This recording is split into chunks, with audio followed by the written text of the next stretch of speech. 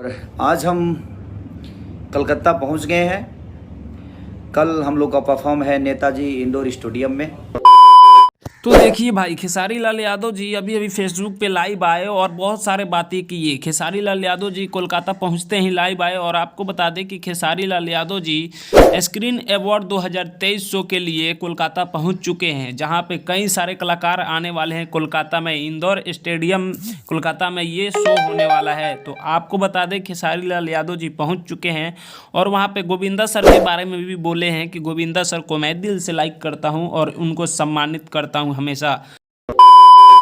हमारे गोविंदा जी, जिनको मैं दिल से उनको बहुत फॉलो करता हूँ। तो भोजपुरी के सारे एक्टर्स आ रहे हैं और हिंदी में भी कुछ एक्टर हैं जो आ रहे हैं। तो आप लोग चाहते हैं कि खेसारी लाल यादव जी को देखें तो आप लोग इंदौर स्टेडियम कोलकाता में ज़रूर जाइए। खेसारी लाल यादव जी का परफॉर्म कल होने वाला है 1 मार्च को। तो आप लोग जाइए और खेसारी लाल यादव जी को आशीर्वाद, अपना प्यार ज़रूर दीजिए। तो ये था एक छोटा सा अपडेट वीडियो जो आप लोग को बताना था। तो मिलते हैं आप सभी से नेक्स्ट वीडियो में। तो मैं सूरज पासवान, आप देख रहे थे खेसारी फैन सपोर्ट।